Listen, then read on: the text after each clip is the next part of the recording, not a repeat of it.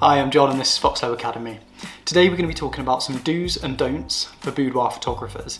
So whether you're already running your own successful studio or you're just dipping your toes into the water, these will give you some good tips on how to get started. Becoming a professional photographer literally changed my life. A lot of these tips will be applicable for portrait photographers in general, but obviously boudoir adds an additional dimension to things. The first do is to create a comfortable environment.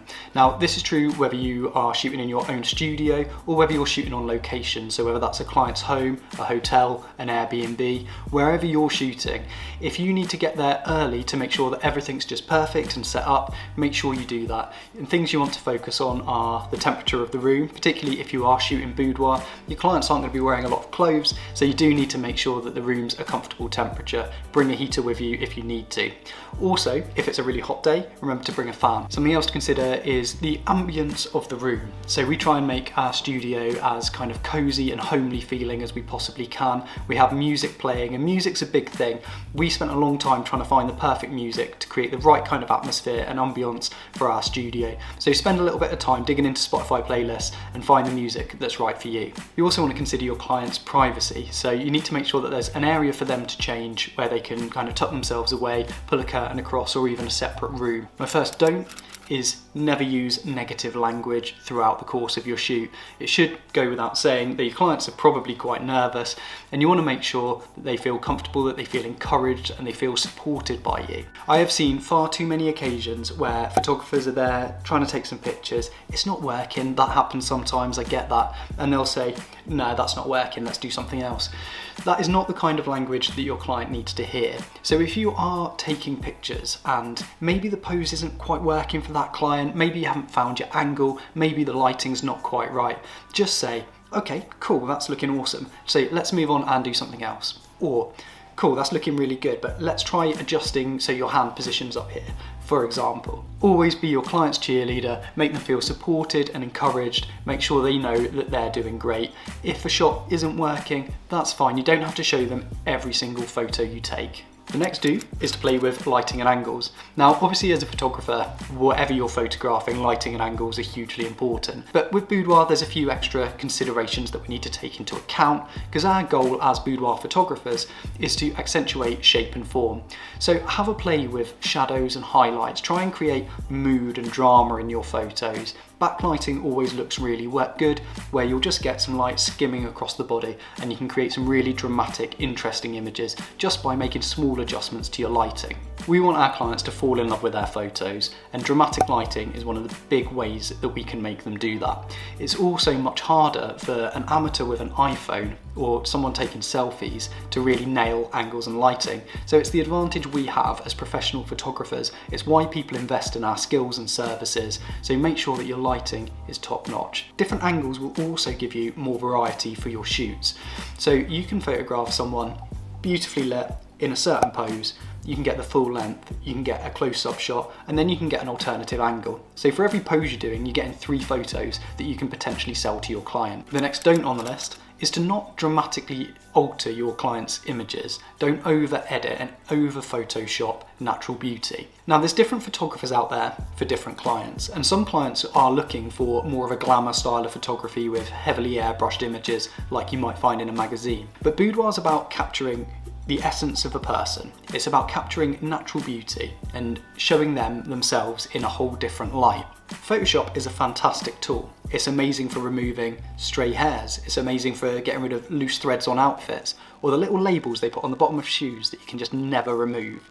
So Photoshop's a great tool for all of these things, but you don't want to be heavily airbrushing your clients and showing them something that looks radically different to who they are. We want to make the best possible images using great posing, great lighting, great photography. We don't want to then just take the images into Photoshop and just completely change them. As a boudoir photographer, you have a responsibility to your client to make sure that they love the pictures of themselves that actually look like them. So please, step away from the liquify tool. You do not need to be radically changing your client's body shapes.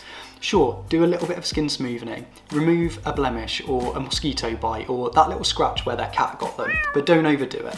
You want to make your clients fall in love with themselves as they are. If you're enjoying this video and getting any great tips from it, we'd love it if you could subscribe to the channel, hit the little bell notification, it will give you notifications when we release new content, and like the video. So the next do is to Prioritise your client's privacy and consent. What we mean is you should never share any of your client's images without their express written permission. You do not want to be sharing people's boudoir photos without a model form signed. Now, if you're building a portfolio and you're doing shoots with the intention that you're going to be sharing those images, you'll need to discuss that with your clients in advance. They need to understand that you're going to be sharing those photos, and you'll need to incentivize that in some way as well, whether that's providing them with free images, a discount on the shoot, or whatever the case may be. But you will need written permission to share anyone's photos. The way we handle that is during a client's viewing session where they order their photos, we get them to sign their order form, and at the bottom is an optional section where they can sign to give us permission to share their photos. If you've been following us for a while, you know we have quite a big following on TikTok, and a lot of our clients do share their photos, which is a really nice thing. And every one of those clients has given us written permission to do so. We would never share a client's pictures if they didn't want us to, and not all of our clients do share their photos. But anyone who doesn't want to share, there's absolutely no obligation. We make that very clear during the ordering appointment. I will say to people, the bit at the bottom is a model release, only sign that if you're happy for us to share your images. It's entirely optional. Always give people the opportunity to say no. There's 1,000 reasons people may not want to share their photos, and a lot of the time it's because of their job. So now we're on our third don't. Never manhandle your clients. We are photographers. We take photos with a camera. We can use our words to explain poses, and we even have limbs of our own so we can actually demonstrate poses and show people what we want them to do. There is almost never any reason for you to manhandle or move your clients into position. If, however, you do need to help a client into a pose, or kind of you're trying to explain something and they're not understanding it, you've tried demonstrating it, and you just want to be able to like move their hand a little bit, you must always ask first, do you mind if I just adjust your hand here? And most of the time, the clients will say yes, and that'll be completely fine, but always ask first. I see photographers pushing and pulling their clients to get them into positions, and I just don't think it's necessary. It is useful to have another person in the studio with you. So being a male boudoir photographer, I always have Danielle, my business partner, present in all of the shoots. So she's always there on hand to adjust hair and help with these kind of things. And even in that scenario, she'll always say, do you mind if I just adjust your hair? So use your words, use your body to demonstrate poses, use your camera to take the photos, explain everything to your clients. Something you'll probably need to practice is explaining and demonstrating poses. It's one of the hardest things, and it's one of people's big fears. I don't know how to pose. So we need to be able to explain to our clients and demonstrate to them exactly what we want them to do. So yes, never manhandle your clients. So the next do is to always be educating yourself and evolving your skills. I've been in the industry for around 15 years now, and I am constantly taking new courses, watching YouTube videos with tutorials, things like this that can help you level up. If you can improve your photography, your lighting, your posing, that's going to put you in good stead for your work as a boudoir or portrait photographer. But there's other aspects of the photography business that you're also going to need to learn about. Photography is half the battle. Being a good photographer is essential, but business, marketing, sales are all equally as valuable. And you'll need to learn about all of these things in order to run a successful studio or a successful business. There's loads of great resources out there. If you don't want to spend any money, pretty much anything you want to learn is available on YouTube. But obviously, by buying a course of some description, that kind of streamlines and condenses sets of information into one easily accessible place. And often the content is of a higher production value and easier to kind of navigate, whereas you can spend a lot of time just trying to find good content on YouTube. So yeah, keep improving your skills, become a better photographer, but also learn about the business side of things. Speaking of which, we have some exciting things coming over the next 12 months. So if you want to be the first to hear about them when we do launch them, go to our website, foxlowacademy.com. I'll put a link in the description below or the pinned comment, and sign up to the mailing list, and you'll be the first to hear when our exciting announcements drop. I hope you guys have enjoyed this, some do's and don'ts for boudoir photographers.